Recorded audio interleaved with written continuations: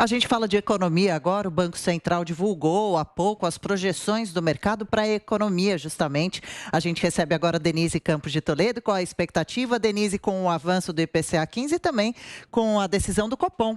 Bem-vinda. Pois é, esses indicadores dessa semana passada mexeram bastante com o humor do mercado financeiro. Agora, Adriano, curiosamente, isso não interferiu muito nas projeções do mercado. Nós temos uma variação pequena até para o IPCA deste ano, só que continua subindo, né? Não tem fim mais essa trajetória ascendente das projeções do mercado financeiro, que agora conta com uma variação de 8,45% do IPCA deste ano. Só para a gente lembrar, o teto da meta, o limite de tolerância seria 5,25, não é? Portanto, a gente já tem mais de 3 pontos aí de diferença em relação ao teto da meta. 2021 não tem mais conserto no que se refere à inflação, vai superar mesmo muito o teto da meta.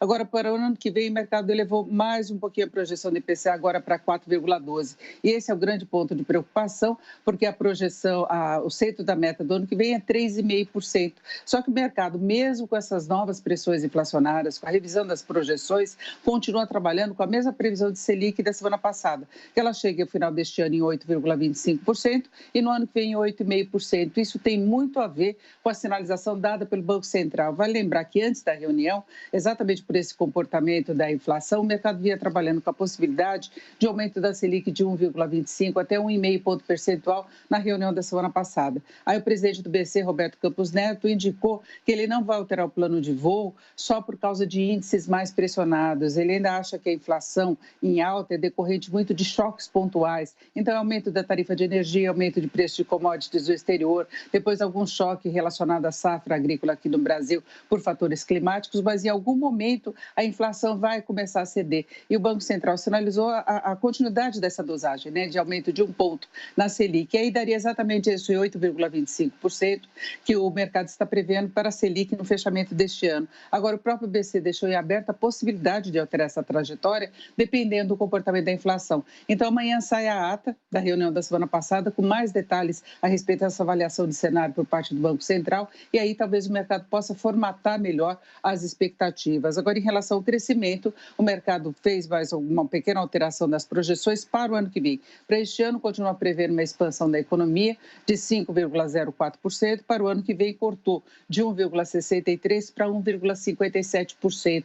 Agora, eu acho que vale uma observação em relação à própria coleta de projeções que é feita pelo Banco Central para elaborar o relatório Focus. Tem uma quantidade muito grande de instituições financeiras. E aí a gente vê grandes instituições já trabalhando com a possibilidade de um crescimento no ano que vem abaixo de 1%. Então, tem uma certa distorção dessas projeções, porque eu, por exemplo, recebo vários relatórios de grandes instituições, daquelas que costumam acertar mais as projeções, trabalhando com a previsão de um crescimento bem menor no ano que vem. Isso pode acabar até colaborando com o trabalho do Banco Central de conter a inflação, que significa menos expansão do consumo, menos espaço para as empresas repassarem até aumento de custos. Mas é uma situação que está em aberto e o atual comportamento da inflação preocupa bastante. A gente ainda pode ter pressões por causa de energia, mais pressões por causa de alimentos e o dólar, que não tem se comportado, né? O dólar veio de 3 semanas consecutivas de alta.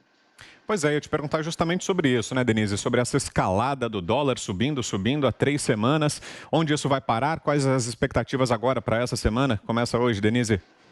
Olha, depende muito das condições domésticas, dessas discussões em relação a questões fiscais, como a gente estava vendo agora há pouco com relação aos precatórios. Esse é um ponto que preocupa muito o mercado.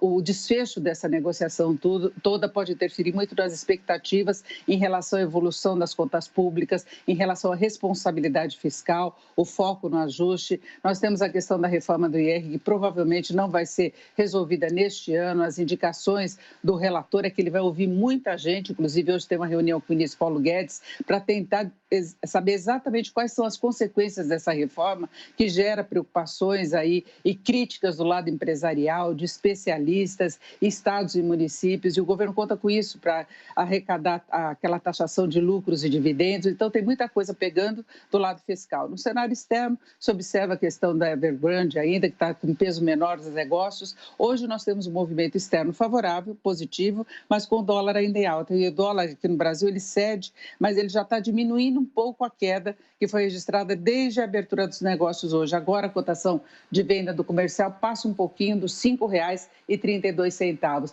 Agora observar e tem chamado atenção também a dificuldade de a Bolsa engatar um processo de recuperação. Bolsa aqui no Brasil muito atrasada em relação a outros mercados, como é o caso do mercado americano.